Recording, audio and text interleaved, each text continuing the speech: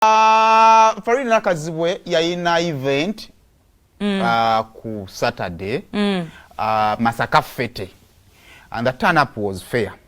The turn up was fair.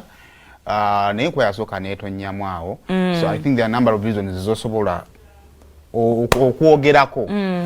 But mumanyize nga tuvudde mu turn up na biki nze nalabyemu lessons zabadde ezenjawulo. Steven Obobi ino so biteka mpola mpola. Nalabyemu lessons ezenjawulo nkunze nganze nga tuvudde ku event nga iyo ate naddala eri abatulafe abaweereza then n'abatulaba. Waliwo lessons ez'amaanyi. Abantu abangi waliwo mixed opinions ku event. Ng'emu ku abantu bebadde bajjayo nti yes Farida azaalibwa Masaka. But yandikoze face ya Masaka Fete, ye face ya Masaka Fete entuufu. Kyekibuuzo abantu basinga kyabadde basinga okubuuza. Lwansonga nti abantu be Masaka abo kati batono abo bayitako balina ebintu ebyo beyita omwana weeka oweeka beyitawo oweeka so oli ajja kubuuza ekibuuzo ddala when somebody finds Farida ajja muyita oweeka ekibuuzo ne kisigala awo. Nekituuka maybe ku ekifo gundi yakolako ekyatusomosa Reda yakikolera ku Freedom City. Abantu be Masaka ddala oba oyagala oba oteeka Masaka Fete oba oyagala abantu ba side ki oyagala bava Bbunga Buziga oba oyagala bana bamva Namasuba bamvaabwa.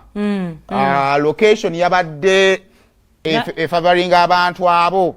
Naye location eyo nagikubamuko ebituli mu opinions affairs tuogerera eyo. Emboozi affairs zitakola nnyo makulu. Nagamba location eno ne Masaka Fete. Waliwo ebintu ebibiri ebitasobola kukyuka mu bulamu biri bwe biti. Nsobola okukola Luganda Urban Station. Naye wemba nkola Luganda Urban Station sikwata content when TV ne muteeka ku BBS. Wabala nkwata content wa local station gwe gyomanyi ne mufula urban in production. Nobawa ekintu ekirungi mbawa ekyo ekyabwe naye nga nkifumbye bulungi. Kati nze nama ekirowoozo okugitwala ku cricket over oba okutte content atali weeba Masaka n'omwabe Masaka naye nga osobola okufunayo kati the likes of Zijogizi waliwo naza Kamwesi bikoze bitya naye n'obawa production ennungi toyinza n'okibuildinga n'okijjaawo mu ntandikwa. Mbadde actually ngenda kuwa example ya gundi yasooka okuba ebinyanyanyanya Suna Ben nti yakwata ekintu kyennyini nga bw'okyogedde kyetulowo content waabwe n'amuteeka mu kifo kyennyini ekyetaagisa in that atutuuseeko yonna gye tuli nti amaze kati akiguzizza batone bakiguzizza abantu naye nga bakitandikira ewantu abantu we basuubira nti wekyali kigwanidde. So ekirala maybe n'entandikwa twatandikidde ku nkomerero nti maybe kyandibadde kyatandika dda Fete ng'egenda ekula by the time yandigendedde cricket over ng'egezzeemu ng'eringa etambudde neggwera ewantu. However zino zonna just lessons. Ekisooka Farida toggwamu maanyi lwansonga nti abasinga abaalemererwa mu bulamu obw'ensi eno be baagaana okutandika. Kale at least gwe step esooka ogikoze eki ogibuuse. Kati step eddako ogenda kutunula mu nsobi ezaakolebwa olabe engeri gy'oso ozicorrectinga ate Fete eddako ebeera ennene. Kubanga without any doubt Farida y'omu ku ba media personalities abakyasinze okubeera celebrated mu Uganda. Ekyo tutaagala mu kidawutinge n'omulundi n'ogumu. And I think it's something ate kye baakozesezza okuba omukuba abantu ba social media kye baakozesezza, but the fact that wakikozesezza it makes her okubeera omuntu tyali celebrated without any doubt w'amaanyi. Naye mu bantu bonna omuntu ali organize ne waba munafu asobola okukusinga naye tekimufuula w'amaanyi. Kyova olaba nti abantu abamu banafu ne bali just organized bakola ebintu ebibalabisanga abanene ate abanene ne bakola ebintu nga tebali organized ne bakola ebintu ebitono ne bibalabisanga abanafu. So nze ndowooza tiimu yonna ya Farida do not give up. The concept is good naye ndowooza twongere okukwata face yaffe enyikire bannabuddu bagifiiringe then kino kiddeyo ku media personalities.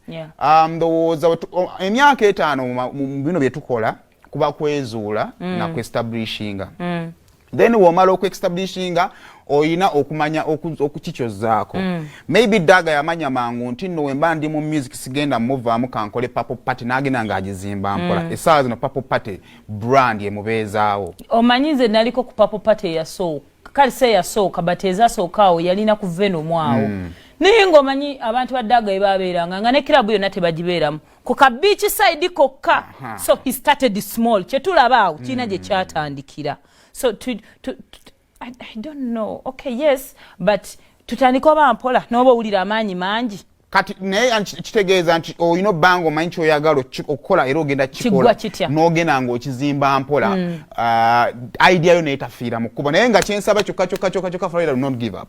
Endongo. Do not give up endongo. Naye abagezaako okukakanya Florida olw'ekivvulu kirabika Ugandan TV egenda kulwawo nnyo okufuna the likes of Farida ekisooka n'aba ne TV kati nnyingi kale saazi n'abantu TV bazeba ku bunyomero abantu abafunye mukisa ne balabibwako nga TV ntono ba Farida bagenda bakyali batono so abagezaako okumukkakanya olwa event esobola okusala omuntu yenna ne bw'obeera yenna kale awo nga tuvuddewo zasala ba Davido wano n'owulira nga yasala Chris Martins ku Freedom City ne wamugamba abugambi nti jangu e Uganda yasala Chris Martins yeke ngobudde ku ba promoter biki but omuyimbi teyandibadde kubeera associated ku image wetu